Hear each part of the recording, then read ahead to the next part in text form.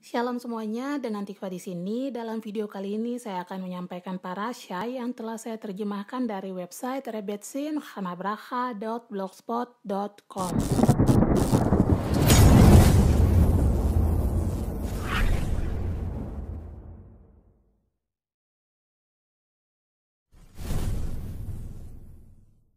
Parasha Yitro dengan judul Pohon Kasih Sayang terambil dari Shemot atau Kitab Keluaran pasal 18 ayat 1 sampai dengan pasal 20 ayat 23.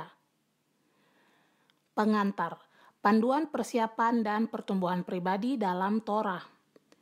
Parasha kali ini tidak hanya mencakup pewahyuan di Sinai dengan pemberian 10 perintah. Seluruh pasal 19 dalam kitab Shemot dikhususkan untuk persiapan menerima Torah. Deskripsi Torah tentang persiapan yang mengarah pada wahyu di Sinai bisa menjadi sumber pedoman yang paling tepat untuk persiapan dan pertumbuhan pribadi kita dalam Torah. Mari kita lihat wawasan psikologis dan sosiologis mana yang dapat kita peroleh dari pasal ini tentang persiapan seperti apa yang benar-benar perlu kita terima dan kembangkan dalam Torah. Pasal 19 diawali sebagai berikut. Pada bulan ketiga setelah orang Israel keluar dari tanah Mesir, mereka tiba di padang gurun Sinai pada hari itu juga.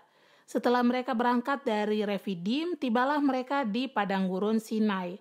Lalu mereka berkemah di padang gurun. Orang Israel berkemah di sana di depan gunung itu. Shemot atau Keluaran pasal 19 ayat 1 sampai dengan ayat 2. Mengapa pertama-tama disebutkan orang Israel tiba di gurun Sinai terlebih dahulu dan setelah itu baru mereka berangkat dari Refidim? Kenapa harus diulang frasa mereka tiba di gurun Sinai? Judul yang selanjutnya, melompat menuju kebesaran sebelum mencabut kebusukan. Bahkan ketika Israel masih ada dalam ketidakmurnian Mesir, mereka tidak segan-segan membuat keputusan melompat langsung ke Gunung Sinai untuk menerima Torah. Tidak peduli kita merasa seberapa rendah dan berdosanya diri kita tidak boleh merasa terlalu kecil dan ragu untuk berpikir besar dan terjun menuju kebesaran. Dengan cahaya kita dapat menyingkirkan banyak kegelapan. Namun demikian, setelah pengisian ulang spiritual kita harus kembali untuk membersihkan kekacauan awal kita. Inilah mengapa Torah menyebutkan mereka berangkat ke Refidim setelahnya. Memiliki Yetzer Hara artinya mereka kembali dan membersihkan diri sepenuhnya dari Yetzer Hara dan ketidakmurnian Mesir untuk memperbaiki dan mencabut kebusukan kekuatan jahat. Netivat Shalom, Parashat Yitro, halaman 139. Judul yang selanjutnya, Persatuan Mutlak, Kunci untuk Menerima Torah. Dalam komentar Rashi terhadap ayat di atas, ia bertanya mengapa kepergian dari Refidim disebutkan dalam bentuk jamak, Vayisu, mereka pergi. Sedangkan dengan perkemahan di Har Sinai yang digunakan adalah bentuk tunggal, Vayichan, dia berkemah. Jawabannya adalah salah satu komentar Rashi yang paling terkenal dalam Torah sebagai satu orang dengan satu hati. Bentuk tunggal digunakan untuk menyatakan bahwa seluruh bangsa Israel berkemah di sana sebagai satu orang dengan satu hati yang bersatu, sepenuhnya bersatu dalam kesatuan tujuan. Orang Israel tidak layak untuk menerima Torah sampai ada kedamaian di antara mereka. Sama seperti semua jalannya Torah adalah damai sejahtera, seperti tertulis dalam Mislei atau Amsal pasal 3 ayat 17. Oleh karena itu disebutkan bahwa menerima Torah terjadi pada bulan ketiga yang berada di astrologi Gemini, yang merujuk kepada persatuan dan cinta yang ada antara dua saudara kembar.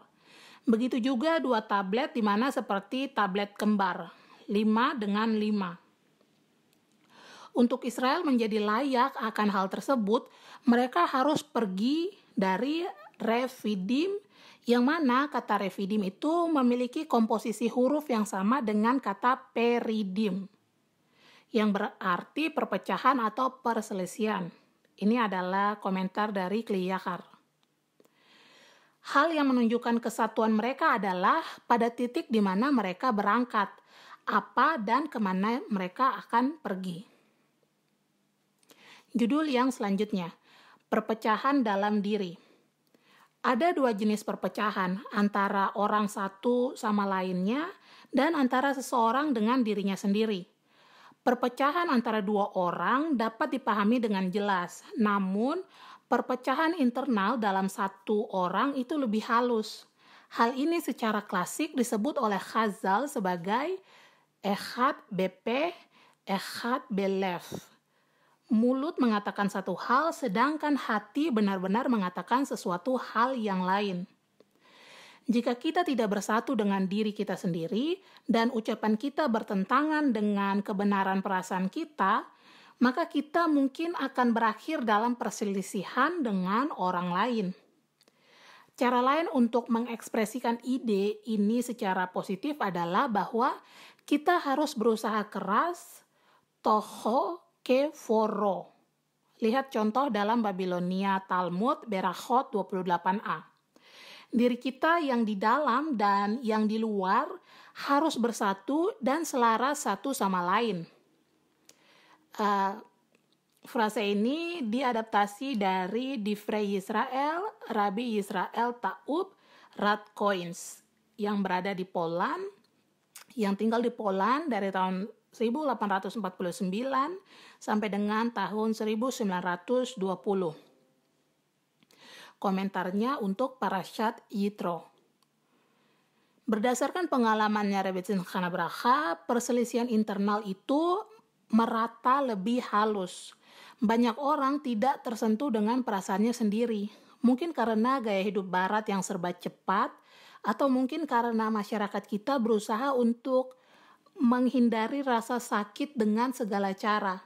Kita terbiasa untuk menekan perasaan menyakitkan kita ke tingkat di mana perasaan kita tidak terganggu. Jadi, kita seperti tidak lagi tersentuh dengan perasaan kita sendiri. Judul yang selanjutnya, jiwa-jiwa Israel mencerminkan huruf-huruf Torah. Menerima Torah harus sebagai satu orang dengan satu hati, karena pemberian Torah itu seperti sebuah pernikahan antara Hashem dengan Israel. Babylonian Talmud Ta'anit 26b. Hashem, orang-orang Yahudi dan Israel adalah satu. Zohar bagian 3 halaman 73a. Sama seperti ada 600.000 huruf dalam Torah, ada 600.000 jiwa Yahudi. Seperti dalam Sefer Torah, jika satu huruf hilang, seluruh kitab didiskualifikasi. Sama halnya, jika salah satu jiwa Yahudi hilang, kita tidak dapat menerima Torah. Jika huruf terlalu jauh dari satu sama lain di Sefer Torah, seluruh kitab didiskualifikasi. Demikian juga kita harus bersatu sepenuhnya sebagai satu orang dengan satu hati untuk bersatu dengan Hashem. Netivat Shalom Parashat Yitro halaman 138. Judul yang terakhir, Persatuan Israel menyatukan huruf-huruf Torah. Ketika Moshe Rabbeinu, Moshe guru kita, pergi untuk mengambil Torah, huruf-huruf itu tidak mau bergabung dan turun ke dunia yang rendah ini. Tertulis dalam Midrash Yalkut Reuveni bab 7 yang dikutip dalam Divrei Yisrael.